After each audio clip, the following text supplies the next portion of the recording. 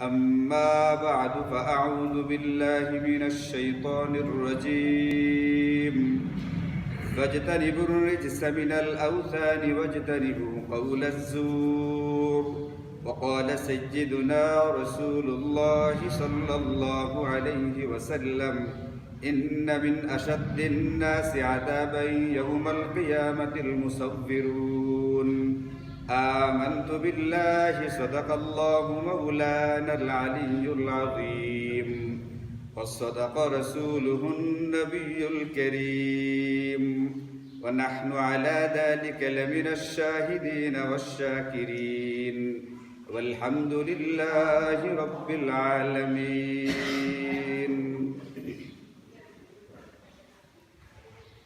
আমাদের এই মসজিদে আপনারা জানেন যে নিয়মিত তাবলিগ জামাতের কিতাবের তালিম হয় ফজরের নামাজের পরে,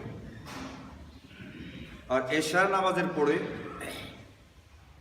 অন্য সহিহ হাদিসের কিতাবগুলো থেকে হাদিসের তালিম হয়, মাসাইলের কিতাব থেকে মাসাইলের তালিম হয় এশার নামাজের পরে, এবং প্রতি শুক্রবারে এশার পরে কুরআনে কারীমের তাফসির হয়, সর্বোচ্চ আধা ঘন্টা সময় তাফসির হয়। তো এই তালিমগুলো করতে গিয়ে গত কয়েকদিন আগে বুখারী শরীফ থেকে তালিম হয়, হাদিসের তালিম। ওখানে একটা হাদিস আমরা পড়েছি, তালিম হয়েছে, যারা তালিমে ছিলেন শুনেছেন যে নবীজি সাল্লাল্লাহু আলাইহি ওয়াসাল্লাম হাদিসে পাকের ভিতরে ইরশাদ করতেছেন, আ'দারাল্লাহু ইলা ইমরিইন আখারা আজালাহু হাত্তা বাল্লাগাহু 60 সানা। আল্লাহ তাআলা যে ব্যক্তিটাকে হায়াত দিতে দিতে 60 বছর পর্যন্ত হায়াত দিয়ে দিয়েছে, এই ব্যক্তিরা কাল কিয়ামতের ময়দানে আল্লাহ পাকের আদালতে দাঁড়িয়ে কোনো বিষয় সম্পর্কে যদি এই কথা বলে যে আল্লাহ এই বিধানটা আমার জানা ছিল না, এই সম্পর্কে আমি অনবগত ছিলাম, তার এই না জানাটা আল্লাহ পাকের আদালতে উযর হিসাবে গ্রহণযোগ্য হবে না। জানলা না কেন? 60 বছর হায়াত দিলাম, 60 বছরে তুমি দুনিয়াতে কি না করছো? 60 বছরে সারা দুনিয়া তুমি ঘুরে ফেলছো, সারা দেশ ঘুরে ফেলছো, এমন কোনো কাজ বাকি নেই যা তুমি করো নাই, যা তুমি বলো নাই, আর তুমি শরীয়তের বিধানটা জানলা না। তোমাকে 60 বছর হায়াত দিলাম, আওয়ালাম নুআম্মিরকুম মা ইয়াতাযাক্কারু ফীহি মান তাযাক্কার। যে ব্যক্তি শিক্ষা নিতে চাইতো, বিধানটা বুঝতে চাইতো, তার জন্য আমি যথেষ্ট পরিমাণে বয়স দিয়ে দিয়েছিলাম। এই জন্য একজন মুমিন মুসলমান যখনই কোনো বিষয়ের মুখোমুখি হবে, সামনাসামনি হবে, ওই বিষয়ে তার চিন্তাটা কি হবে, ওই বিষয়ে তার বক্তব্যটা কি হবে, ওই বিষয়ে সে কোনটার উপরে আমল করবে, এটা জানবার জন্য সবার আগে তাকে কোরআন এবং সুন্নাহর প্রতি মনোযোগী হওয়া লাগবে। যেহেতু আমি মুমিন আর মুসলমান হয়েছি কোরআন সুন্নায় বিশ্বাসী হওয়ার কারণে, আল্লাহ, আল্লাহ রাসূল এবং পরকালে বিশ্বাসী হওয়ার কারণে আমার সকল কিছুর ক্ষেত্রে সামনে থাকবে কোরআন এবং সুন্নাহ। ওই বিষয়টা, আমি যে বিষয়টার মুখোমুখি হইলাম, ওই বিষয়ে কোরআন সুন্নাহ যা বলবে ওইটাই আমার বক্তব্য। এর বাহিরে সারা দুনিয়াকে যদি বর্জন করতে হয়, এরপরও আমি তা বর্জন করতে রাজি, এমন মানসিকতা একজন মুমিন মুসলমানের থাকা লাগবে। এখন বর্তমানে অনলাইন বলেন, অফলাইন বলেন, মিডিয়াতে, প্রিন্ট বলেন, ইলেকট্রনিক্স বলেন, সকল প্রকার মিডিয়াতে এই মুহূর্তে যে বিষয়টা সবচেয়ে বেশি আলোচিত, সমালোচিত, পর্যালোচিত হচ্ছে, যেটা নিয়ে পক্ষে বিপক্ষ বক্তব্য দেওয়া হচ্ছে, এই বিষয়টা কি? এই গত কয়েকদিনে যে বিষয়টা নিয়ে সবচেয়ে বেশি সারা দেশে তুলবার বিষয়টা কি? জি, মূর্তি ভাস্কর্য। মূর্তি এবং ভাস্কর্য, কাজী বিষয়টা নিয়ে যেহেতু পক্ষে বিপক্ষে কথা হচ্ছে, এই বিষয়ে আমি একজন মুমিন হিসাবে, মুসলমান হিসাবে আমার চিন্তাধারাটা কি হবে, আমি কোন পক্ষে থাকবো, কোনটার উপরে আমল করব, আমার পরিষ্কার থাকা লাগবে এবং ওইটার উপরে আমল করা লাগবে। কোরআন সুন্নাহ যা বলবে আমার ওটার পক্ষেই থাকা লাগবে। যদি এখানে আমি কোনো রকমের ফাঁক ফুকর খোঁজার চেষ্টা করি, বিরোধী বক্তব্যটাকে একটা ব্যাখ্যা নিয়ে গ্রহণ করবার চেষ্টা করি, আপনাকে মুমিন মুসলমানিত্বের কাতার থেকে বের হইয়া এরপর সেটাকে গ্রহণ করা লাগবে। এখন মূর্তি সম্পর্কে, ভাস্কর্য সম্পর্কে কোরআন এবং সুন্নাহ আমাদেরকে কি বলে? জুমার বয়ানের সময়টা অতি অল্প সময়, এত বিস্তারিত আলোচনা করার সুযোগ থাকে না। আর বিস্তারিত কথা বলতে গিয়ে একটা তাড়াহুড়া লেগে যায়, ভিতরে কথা থেকে অনেক বলতে গিয়ে একটা তড়িঘড়ি শুরু হয়ে যায়। আমাকে 2-3 জন আলেম এখানে নামাজ পড়ছেন, মাঝে মধ্যে তারা ঘুরে ঘুরে নামাজ পড়েন, তা আমাকে পরামর্শ দিতেন, হুজুর আপনার বক্তব্যটা খুব গুরুত্বপূর্ণ কথা আসে, কিন্তু বোঝা যায় আপনার ভিতরে কথা প্রচুর রয়ে গেছে, এই সবগুলো বলে ফেলতে গিয়া কথাটা একটু তাড়াতাড়ি হয়ে যায়, আর একটু আস্তে বললে জিনিসটা আরো সুন্দর হবে। গুরুত্বপূর্ণ কথা অনেক সময় পাবলিক ধরতে পারে না, তারা এটাকে নিতে পারে না। শুধু মানে কথাগুলো তাড়াতাড়ি হওয়ার কারণে, যেহেতু কথাগুলো গুরুত্বপূর্ণ, শুধুমাত্র টাইম পাস করার জন্য না, এই জন্য কথাটা যেন শ্রোতারা নিতে পারে, আপনি মেহরবানি করে আরেকটু আস্তে বললে ভালো হয়। আমাকে বলছিল এটা, এখন আপনি বলেন কিভাবে করবো এটা, সময় মাত্র থেকে 20 থেকে 25 মিনিট, এর ভিতরে একটা বিস্তারিত বিষয় আপনাকে কিভাবে বোঝানো হবে, এই জন্য তাড়াহুড়া লাগে। এখন মূর্তি এবং ভাস্কর্য সম্পর্কে অল্প সময়ে যতটুকু বলা যায় আমি বলবো। মনে রাখবেন, জুমার বয়ানে বিস্তারিত বা সবটা বলে দেওয়ার মতো সময় সুযোগ থাকে না। যদি এরপরেও আপনার কোনো বিষয়ে অস্পষ্টতা থাকে, কোনো বিষয়ে জানবার থেকে বুঝবার থাকে, আপনি যে আলেমের উপরে আস্থা রাখতে পারেন, ভরসা রাখতে পারেন, তার সঙ্গে বসবেন, তার কাছে পরামর্শ করবেন, হুজুর এই বিষয়ে আমার চিন্তা চেতনাটা কি হবে, এইটা জানা আমার উপরে ফরজ আইন, আমার উপরে ফরজ। ইলম হাসিল করা যে ফরজ, সারা দুনিয়ার সমস্ত কিছু জানা আমার আপনার উপরে ফরজ না, কিন্তু আমি যে বিষয়টার মুখোমুখি হচ্ছি এই বিষয় সম্পর্কে আমার চিন্তাধারাটা কেমন হবে, আমার আমলটা কিরকম হবে, এতটুকু কোরআন সুন্নাহ অনুযায়ী জেনে নেওয়া এটা আমার আপনার উপরে ফরজ, ফরজ আইন জানতেই হবে। এখন বর্তমানে সবচেয়ে আলোচিত বিষয় মূর্তি এবং ভাস্কর্য, এটা নিয়ে কোরআন সুন্নাহর দৃষ্টিভঙ্গিটাকে একটু বোঝার চেষ্টা করি অল্পতে। এক নম্বর বুঝেন, মূর্তি হোক, ভাস্কর হোক, প্রতিকৃতি হোক, ছবি হোক, চিত্র হোক, যাই হোক না কেন, যদি সেটা প্রাণীর হয়ে থাকে, এটাকে মূর্তি নাম দেন, ভাস্কর্যের নাম দেন, ছবি বা চিত্র যাই বলেন না কেন, যদি সেটা প্রাণীর হয়ে থাকে, এই ব্যাপারে কোরআন এবং সুন্নাহ আমাদেরকে যেটা বলে, এক নম্বর আপনি কোরআনে কারীমের আয়াত দেখেন, আল্লাহ বলছেন ফাজতানিবুর রিজসা মিনাল আওতানি ওয়াজতানিবু কাওলাজ জুর, তোমরা মূর্তির নাপাকি দেখে নিজেকে বাঁচিয়ে রাখো।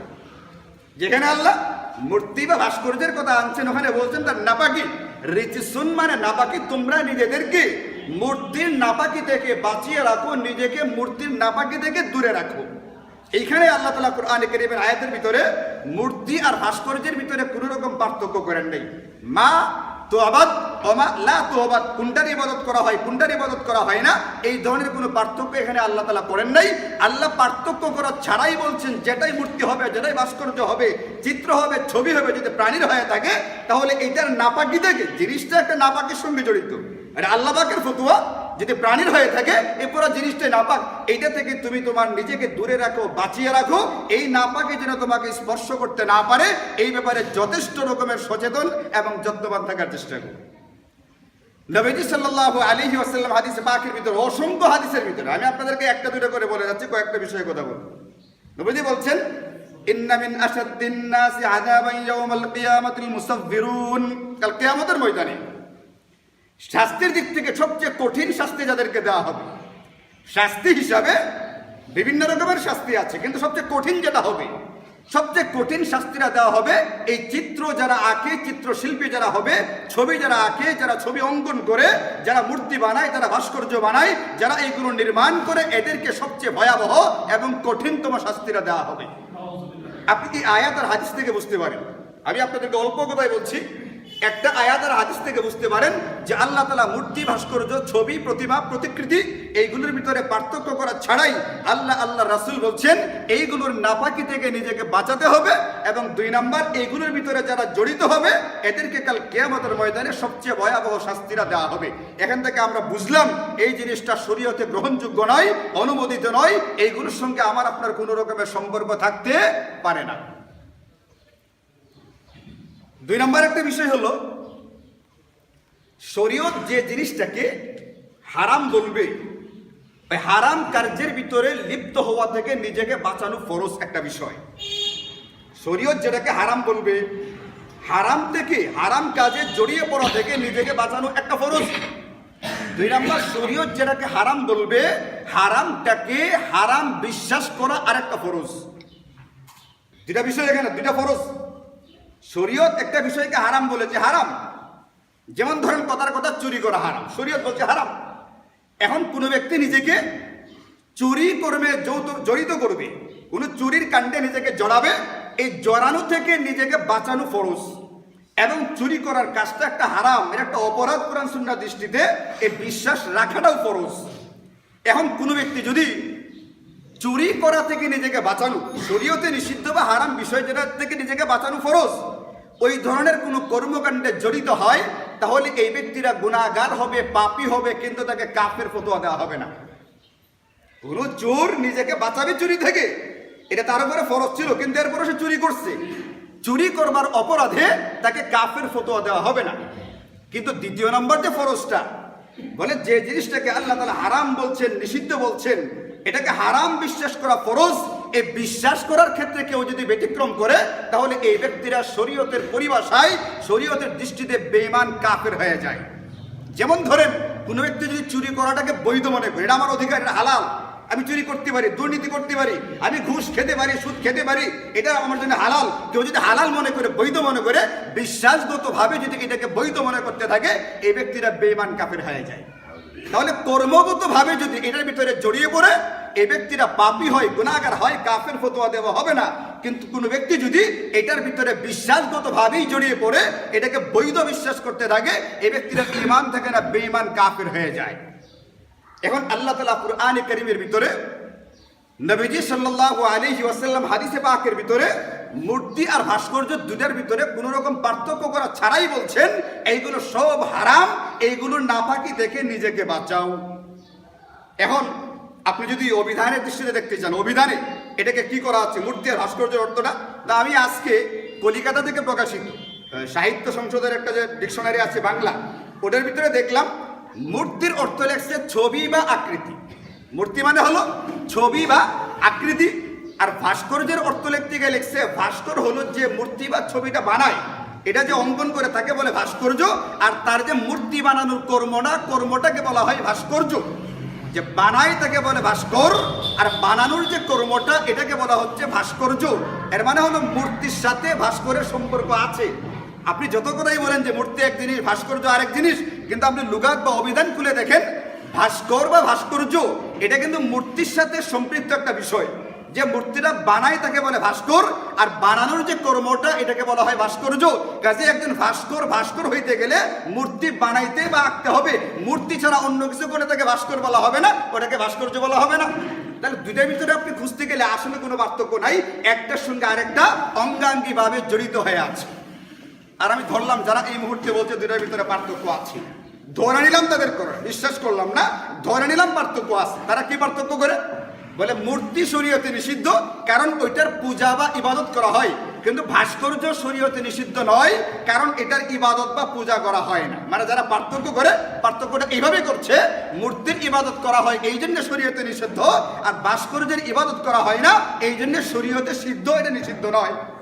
আমি বলি কুরআন সুন্নাহ আমাদেরকে দুটার ভিতরে কোনো পার্থক্য দেখায় না। আপনি অসংখ্য আয়াত আর হাদিস দেখেন।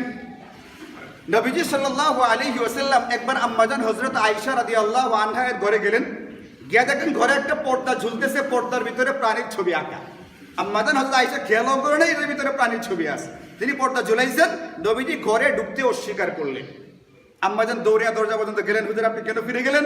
বলে তোমার ঘরে একটা পর্দা ঝুলছে, পর্দার ভিতরে প্রাণীর ছবি আছে, আর যে ঘরে প্রাণীর ছবি থাকে ওই ঘরে আমি প্রবেশ করতে পারি না। আপনি বলেন আম্মাজান হযরত আয়েশার ঘরে যে প্রাণীর ছবি ছিল এটাকে ইবাদত করা হইতো? ওটার কেউ ইবাদত করতো? আম্মাজান আয়েশাকে তিনি ইবাদত করতেন। এরপরও নবীজি ওই ঘরে ঢুকেন নাই। তাহলে বোঝা গেল ইবাদত করা না করার কোনো বিষয় না, ছবি হোক মূর্তি হোক, ইবাদত করা হোক বা না হোক, ওইগুলো শরীয়তে নিষিদ্ধ।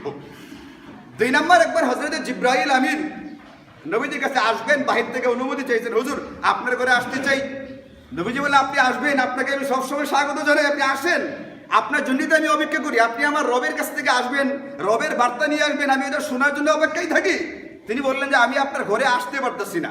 বলে কেন আসতে পারেন না? দরজা বন্ধ। মানে দরজা বন্ধ না, কিন্তু আমাকে আটকে দেওয়া হয়েছে, আপনার ঘরে একটা কাপড় লাগানো আছে, ওই কাপড়ের ভিতরে ছবি দেখা যাইতেছে, এই জন্য আমি ঘরে আসতে পারি না।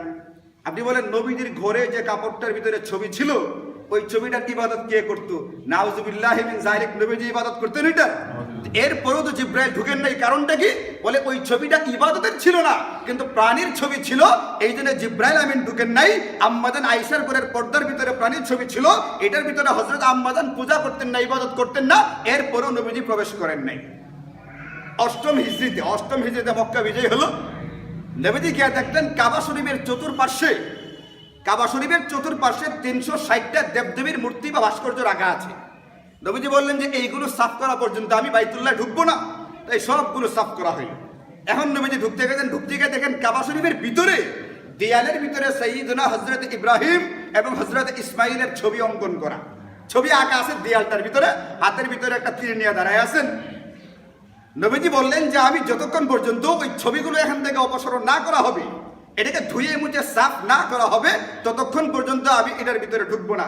আপনি বলেন হযরত ইব্রাহিম আর ইসমাইলের যে ছবিগুলো কাবা ঘরের ভিতরে ছিল, ওটার কি ইবাদত করা হইতো? ওইগুলোর ইবাদত করা হইতো না। এরপরেও নবীজি এইগুলোকে সাফ করতে বললেন, ধুয়া পরিষ্কার করতে বললেন। কেন? বলে শরীয়তের ভিতরে পূজা করা হয় কি হয় না এটা দেখা হয় নাই। শরীয়ত আমাদেরকে বলছে যদি প্রাণীর ছবি হয়ে থাকে, এটা মূর্তি হোক, ভাস্কর্য হোক, যেটাই হোক না কেন, বলে ওইগুলো যদি কোথাও থাকে শরীয়ত এটাকে সম্পূর্ণরূপে নিষিদ্ধ করে। এখন আমি আপনি যদি পরিপূর্ণ মুসলমান থাকতে চাই, শরীয়তের বিধানটা আমাকে বোঝা লাগবে যে এই মুহূর্তে আমার বক্তব্যটা কি হবে, আপনি কোন দিকে থাকবেন, কোন বক্তব্যটা গ্রহণ করবেন, আপনার আমলটা কোন বিষয়ের উপরে হবে। আমি বললাম দেখেন শরীয়তের ভিতরে একটা হলো যে শরীয়ত পার্থক্য করে নেই। 2 নম্বর হলো প্রাণী বা ছবি, ভাস্কর বা মূর্তি, প্রতিমা, প্রতিকৃতি যাই বলেন না কেন, এটা যে শরীয়তে নিষিদ্ধ হওয়ার কারণটা খুঁজে দেখেন। কারণটা খুঁজলে আপনি দেখবেন এটার পূজা করা হয় কি হয় না আমাদের দেখারই দরকার নাই। যে সমস্ত মূর্তির ইবাদত বন্দেগী করা হয়, যেগুলোর পূজা করা হয়, এইগুলো শরীয়তে নিষিদ্ধ দুটো কারণে। 2টা কারণে শরীয়তে নিষিদ্ধ। যারা এই মুহূর্তে মূর্তি আর ভাস্করের পার্থক্য করতেছেন, ভাস্কর্যের যারা আলাদা করে বলেন, তাদেরকে বলছি শুনেন, মূর্তি যার ইবাদত করা হয় এটা নিষিদ্ধ শরীয়তের 2টো কারণে।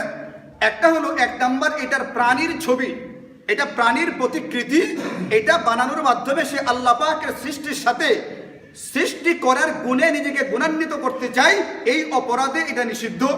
2 নম্বর এটার ইবাদত বা পূজা করা হয়। তাহলে মন্দিরের যেগুলো ইবাদত বন্দেগী করা হয় এইগুলো শরীয়তে নিষিদ্ধ 2টো কারণে। 1 নম্বর তার ইবাদত করা হয়, 2 নম্বর এটা প্রাণীর ছবি। আর প্রাণীর ছবি বানায় একজন মানুষ, আল্লাহ পাক যেরকম মানুষকে সৃষ্টি করেছেন এরকম সৃষ্টির সঙ্গে নিজেকে তুলনা করে নিজেও স্রষ্টা হওয়ার চেষ্টা করতে থাকে, এই জন্য এটা নিষিদ্ধ। এখন মূর্তি যার ইবাদত করা হয় এটা 2টো করে নিষিদ্ধ। আর ভাস্কর্যকে যা আলাদা করে বলেন, আমরা বলি ভাস্কর্য একে অপরাধের অপরাধী, এই জন্য এটাও নিষিদ্ধ। কিন্তু যারা পার্থক্য করেন তাদেরকে বলে দেখেন, ভাস্কর্য যদি ইবাদত নাও করা হয়, তার যদি পূজা অর্চনা নাও করা হয়, এরপরও নিষিদ্ধ। কেন? আল্লাহ নবী হাদিসে পাকের ভিতরে বলছেন আল্লাযীনা ইউদাহিউনা বিখালকিল্লাহ, যে আল্লাহ পাকের সৃষ্টির সঙ্গে সাদৃশ্য রেখে কোনো কিছু বানাইবার চেষ্টা করবে, পরকালে এই ব্যক্তিটাকে সবচেয়ে কঠিন শাস্তি দেওয়া হবে। তাহলে যে ভাস্কর্য বা যে মূর্তিটার যে ভাস্কর্যের ইবাদত করা হবে না, শুধুমাত্র অন্য কোনো কারণে বানানো হয়েছে, এটার ভিতরে ইবাদত করার অপরাধটা না থাকলেও এটার ভিতরে প্রাণী হওয়ার এবং আল্লাহ পাকের সঙ্গে নিজেকে সাদৃশ্য অবলম্বন করার বিষয়টা পাওয়া যায়। এই জন্য ভাস্কর্য বানানো শরীয়তে নিষিদ্ধ। আল্লাযীনা ইউদাহিউনা বিখালকিল্লাহ, আল্লাহ পাক মানুষ বানাইছেন, আমি মানুষের আকৃতিতে একটা ভাস্কর্য বানিয়ে ফেললাম, একটা মূর্তি বানিয়ে ফেললাম। তুমি আল্লাহ পাকের সৃষ্টির সঙ্গে নিজেকে স্রষ্টা বানাইবার জন্য চেষ্টা করতেছো, এই জন্য তোমার অপরাধ হবে। এই জন্য হাদিস পাকের ভিতরে আছে, তাকে বলা হবে তুমি প্রাণীর ছবি এঁকেছিলে, যতক্ষণ পর্যন্ত এই প্রাণীর ছবির ভিতরে তুমি প্রাণ না দিবে ততক্ষণ পর্যন্ত তোমাকে শাস্তি দেওয়া হইতেই থাকবে। এবার আপনি বলেন যে মূর্তি বানাইছে, এই লোকে প্রাণ দেওয়ার ক্ষমতা আছে? মূর্তিরে নাইকে ফেলছে কিন্তু প্রাণ বানাইবার ক্ষমতা আছে।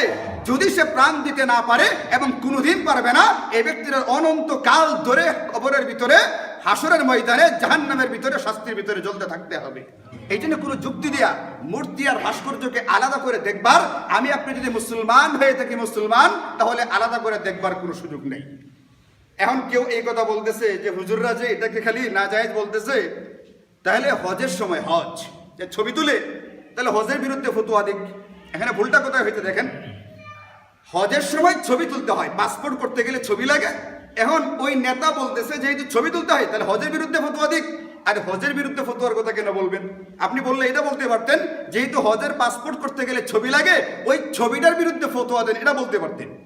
আপনি যদি কোনো নেতার ভাস্কর্য মূর্তি বানাইতে চান, আমরা তো এই কথা বলি নাই ওই নেতাকে বাংলাদেশে নিষিদ্ধ করে ফেলা হোক, বলা হচ্ছে ওই নেতার নামে ভাস্কর্য বা মূর্তি বানানো নিষিদ্ধ করা হোক, ওই নেতাকে নিষিদ্ধ করা হয়নি। আপনি বললে ছবিটা নিষিদ্ধের কথা বলতে পারতেন, একেবারে হজের বিরুদ্ধে কথা বলতে গেলেন কোন হিসাবে? 2 নম্বর কথা হলো, যিনি এই কথা বলছেন তিনি আমাদের নেতা বা নেত্রী, আল্লাহ পাক ভালো জানেন আমাদের অপরাধের কারণে এরকম দেমাগের মানুষ কিভাবে নেতা নেত্রী হয়। একটা হলো অপারগতা, আর একটা হলো স্বাভাবিক অবস্থা। যেখানে মরা মুরগির গোশত খাওয়া বৈধ না অবৈধ? অবৈধ। কিন্তু শরীয়ত আমাদেরকে বলছে, কোরআনে সুস্পষ্ট আয়াত, অপারগ অবস্থা একটা মানুষ মারা যাচ্ছে, এই মুহূর্তে মরা মুরগির গোশতটা না খেলে ব্যক্তিরা মারা যাবে, তখন তার জন্য জীবন বাঁচানোর জন্য যে পরিমাণ খেতে হয় হারামটাকে হালাল করে দেওয়া হয়েছে। তার জন্য জীবন বাঁচে যে পরিমাণ খেলে ওই পরিমাণ খাওয়াটা হালাল। তাহলে এটা মূলত এমনিতে হালাল না, এমনিতে বৈধ না। মরা মুরগির গোশত খাওয়া এমনিতে বৈধ না, মৃত জন্তুর গোশত খাওয়া এমনিতে বৈধ না, অপারক অবস্থায় বৈধতা দেওয়া হয়েছে। এখন হজ করতে গেলে পাসপোর্টে ছবি না থাকলে আমাদেরকে মক্কা মদিনাওয়ালারা ভিসা দেয় নাই। অপারক অবস্থায় ছবি তোলার একটা বিষয়, আরেকটা হলো একটা মূর্তি বা ভাস্কর্য বানাচ্ছি যেটা না বানালে আমার কোনো রকমের ক্ষয়ক্ষতি হবে না। দুটাকে এক জিনিস হলো, এখানে দুইটা ভুল করছে। একবারে হজ নিষিদ্ধ করার কথা বলে ফেলছে, দুই নাম্বার বলে ফেলছে যে অপারক অবস্থার স্বাভাবিক অবস্থা, দুইটাকে গুলাইয়া এক করে ফেলছে। আরেকজনই বলছে যদি ভাস্কর্য মূর্তির বিরুদ্ধে কথা বলা বন্ধ না করা হয় তাহলে এদের লেজ কেটে দেওয়া হবে। আপনি বলেন ভাস্কর বা মূর্তির বিরুদ্ধে কথা বলছে শিয়ালে, গরু ছাগলের কথা বলছে না আলেম ওলামার কথা বলছে? এই কথা যে বলছে এরা হলো ডারউইনের মতবাদে বিশ্বাসী, যারা বানর থেকে পরিবর্তন হয়ে বিবর্তন হয়ে আস্তে আস্তে মানুষে রূপান্তরিত হয়েছে। এটা তাদের বিশ্বাস, তাদের চিন্তা চেতনা, তারা বানরের বংশধর হতে পারে, এই জন্য তারা মানুষের লেজের চিন্তা করে। আর আমরা আমাদেরকে বানর থেকে হওয়া মানুষ চিন্তাই করি না। কুরআনে কারীমে আল্লাহ আমাদেরকে ডাক দিয়ে বলছেন ইয়া বনি আদম, আমাকে আপনি ডাক দিয়ে আল্লাহ বলছে হে বনি আদম, আদমের সন্তান। আদম কি সাধারণ মানুষ ছিলেন না নবী ছিলেন? তিনি একজন নবী ছিলেন। আল্লাহ তাআলা আমাদেরকে কুরআনে কারীমে আল্লাহ নিজে ফতোয়া দিয়েছেন আমরা নবীর সন্তান, আমরা আওলাদে আম্বিয়া, আমরা নবীদের সন্তান হিসেবে গর্ববোধ করি। যারা বলছো লেজ কেটে দেওয়া লাগবে এরা বানরের বংশধর, আর আমরা হযরতে আম্বিয়াদের বংশধর। আমাদের লেজ কাটার কোনো বিষয় নেই, আমাদের লেজ নাই, আমরা বানরের বংশধর না, লেজ কাটার কোনো সুযোগই নাই। তুমি কেন লেজ কাটার কথা বলবা? ডারউইনের মতবাদে আমরা বিশ্বাসী না। কুরআনে কারীমে আল্লাহ তাআলা ইন্না শানিআকা হুয়াল আবতার সূরাতুল কাউসার পড়ে দেখেন, এখানে আল্লাহর নবীকে ওরা বলছিল নির্বংশ করে দিবে, লেজ বিহীন করে দিবে, এর কোনো বংশধর থাকবে না। আল্লাহ বলছেন নবী যারা আপনার দুশমন, আপনার শত্রু, এদেরকে আমি নির্বংশ, এদেরকে আমি লেজ বিহীন করে দিব, কিন্তু আপনার বংশ কিয়ামত পর্যন্ত থাকবে। গত বছরের আগের বছর এখানে মাল্লি মাদ্রাসায় আপনারা শুনছেন না, একজন বক্তা আসছিল ইন্ডিয়া থেকে, তাকে বলাই হয়েছিল, পোস্টারে লেখাই ছিল এই যে সিরাজ সবুজের মাদ্রাসায় আওলাদে রাসূল, নবীর বংশধর এখনো পৃথিবীতে আছে, কিয়ামত পর্যন্ত থাকবে। যতদিন নবীর বংশধর উত্তরসূরিরা থাকবে ততদিন পৃথিবী ঠিকবে, আর যেদিন থাকবে না এদিন পৃথিবী টিকবে না। কিন্তু আল্লাহ বলছিলেন আবু জাহাল, উতবা, সাইবা, তোমরা যারা লেজওয়ালা ডারউইনকে বিশ্বাস করো, ডারউইনকে নেতা মানো, তোমাদেরকে নির্মূল করে দেব, নির্বংশ করে দেব। আপনি শুনছেন পৃথিবীর কোথাও আবু জাহেলের গেদে গোষ্ঠী এখনো জীবিত আছে? এদের গতি গোষ্ঠী জীবিত নাই, কিন্তু এদের প্রেতাত্মা, এদের অনুসরণকারী, এদের আদর্শকে ধারণকারী ওই বেঈমান কাফেরের অনুসারীরা এখনো জীবিত রয়েছে। আল্লাহ তাআলা কুরআনে কারীমে আমাদেরকে বলছেন তুমি যদি সত্যিকারের ইন কুনতুম তুমিনুনা বিল্লাহি ওয়াল ইয়াউমিল আখির, আল্লাহর রাসূলে বিশ্বাসী হয়ে থাকো, তাহলে কুরআন সুন্নাহকে দিল থেকে গ্রহণ করো। অর্ধেকটা মানবা, অর্ধেকটা মানবা না, তোমরা মুসলমান না। উদখুলু ফিস সিলমি কাফা, পরিপূর্ণভাবে ইসলামে ঢুকো। অর্ধেকটা ঢুকলা যারা নিজের মন মতো হয়, আর যারা মন মতো হয় না বাহিরে থাকবা, তোমরা পরিপূর্ণ মুসলমান না। তোমাদের জন্য আমি জান্নাত বানাই নাই। মুসলিম মানেই হলো পরিপূর্ণভাবে আত্মসমর্পণ করা। আমার নিজস্ব কোনো চিন্তা থাকবে না, চেতনা থাকবে না, নিজস্ব কোনো মতামত থাকবে না, এই ব্যক্তিটার নাম হলো মুসলমান। সর্বশেষ কথা, বুখারী শরীফের হাদিস আপনাদেরকে বলছি। নবীজি বলছেন ইন্নাল মাইয়িত লা ইউআযাবু বিবুকাই আহলিহি আলাইহি, পৃথিবীতে কোনো জীবন্ত মানুষ যে এখনো জীবিত আছে, সে তার মারা যাওয়া স্বজনের জন্য যদি শরীয়ত বিরোধী কোনো কার্যকলাপে লিপ্ত হয়, যেমন বিলাপ করে কান্নাকাটি করা, অথবা হাই হুতাশ করা, কাপড় ছিঁড়ে ফেলা, থাপড়ানো, নিজেকে রক্তাক্ত করে ফেলা, শরীয়ত বিরোধী কোনো কার্যের ভিতরে লিপ্ত হলে যে ব্যক্তিরা মারা গেছে কবরে রাখা আছে, ওই ব্যক্তিটাকে কবরের ভিতরে আযাব দেওয়া হয়। অপরাধ করবেন আপনি, আপনার অপরাধের কারণে আপনার মারা যাওয়া বাবা, মারা যাওয়া দাদা দাদি, আপনার মা, আল্লাহ না করুক আপনার সন্তান আপনার আগে মারা গেছে, তার জন্য আপনি শরীয়ত বিরোধী কোনো কার্যকলাপ করবেন, এটার জন্য আপনার স্বজনকে আপনি কি চিন্তা করেন? আপনার একটা অপরাধের কারণে আপনার বাবাকে কবরে শাস্তি দেওয়া হবে, আপনার ছেলে আপনার আগে মারা গেছে, আপনার একটা কারণে আপনার ছেলেকে কবরে আগুন দিয়ে পোড়ানো হবে, আপনি এটা মানতে পারেন? এই জন্য বিবেক বুদ্ধিটা খাটান। আমরা শুনছি মাননীয় প্রধানমন্ত্রী কিছুদিন আগেও সংসদে বক্তব্য দিচ্ছেন, আমি ঘুম থেকে ওঠার পরে সবার আগে যাই নামাজ তালাশ করি, আমি তাহাজ্জুদের নামাজ পড়ি, কুরআনে কারীমের তেলাওয়াত করি, ফজরের নামাজ পড়ি, এরপরে নিজ হাতে চা বানাই আমি চাটা খাই। আমি ঘুমের সময় কাজের লোকদেরকে ডাকি না। প্রধানমন্ত্রীর কি সেবক আছে না নাই? উনি নিজে আমি তাকে ডাকি না কেন, বলে বঙ্গবন্ধুর আদর্শ ছিল এটা, তুমি যে কাজটা অন্যের জন্য কষ্টকর হবে তাদের উপরে চাপাই দিও না। এটা ঘুমুচ্ছে, অনেক রাত্রিবেলা ঘুমাইছে, সকালবেলা তুলতে গেলে এদের ঘুমের অসুবিধা হবে, আমি নিজে চা বানায় খাই। আপনি যদি প্রধানমন্ত্রী সকালবেলায় তাহাজ্জুদের নামাজ পড়েন, ফজরের নামাজ পড়ে থাকেন, কুরআনে কারীমের তেলাওয়াত করেন, আপনি যদি খাদেমদের প্রতি, গোলামদের প্রতি এই পরিমাণ আপনার দৃষ্টি থাকে যে আপনি এদেরকে কষ্ট দিতে চান না, তাহলে আমার আপনার জন্য উচিত হবে আমার বাবার যেন আমার কোনো কারণে কবরে কোনো রকম অসুবিধা না হয়, এই ব্যাপারে চিন্তাটা ফিকিরটা করতে থাকা। আল্লাহ তাআলা আমাদেরকে সহি বুঝবার তৌফিক দান করেন, সকল প্রকার বিভ্রান্তি থেকে এবং কোরআন সুন্নাহ বিরোধী কার্যকলাপ থেকে বাঁচবার তৌফিক দান করেন। শরীয়তে বলছে মন্দ কাজ দেখলে তোমার উপরে এটাকে প্রতিহত করা জরুরি। শারীরিকভাবে পারলে শারীরিকভাবে করবে, না পারলে মৌখিকভাবে বলবে, এটাও পারো না দিল থেকে ঘৃণা করবে, দিল থেকে ঘৃণা করবে তোমার ইমানের সর্বনিম্ন স্তর। কিন্তু কোনোভাবে তোমার বক্তব্য, তোমার কথা যদি কোরআন সুন্নাহর বিরোধী হয়ে যায়, মূর্তির পক্ষে ভাস্কর্যের বিরুদ্ধে কথা বলতে গেলা, কথাটা যদি বিরোধী হয়ে যায়, কোরআন সুন্নাহর বিরোধী হয়ে যায়, তোমায় কিন্তু ইমানের সর্বনিম্ন স্তরটাও পার হয়ে গেছো না। এই জন্য বুঝে শুনে তারপরে কথা বলা দরকার। শুধু বিরোধিতা করবার জন্যই বিরোধিতা না করা চাই, শুধু বিরোধিতার জন্যই বিরোধিতা। একটা আছে না, এই লোকটারে পছন্দ করি না, তার কোনো কাজে আমার ভালো লাগে না, যারা দেখতে নারী তার চলন বাঁকা না, এমনটা যেন না হয়, আমার কথা যেন কোরআন সুন্নাহ বিরোধী না হয়ে যায়, এটা মাথায় রেখে তারপরে কথা বলার চেষ্টা করি। আল্লাহ তাআলা আমাদের সকলকে তৌফিক দান করেন। ওয়া আখিরু দাওয়ানা আলহামদুলিল্লাহি রাব্বিল আলামিন।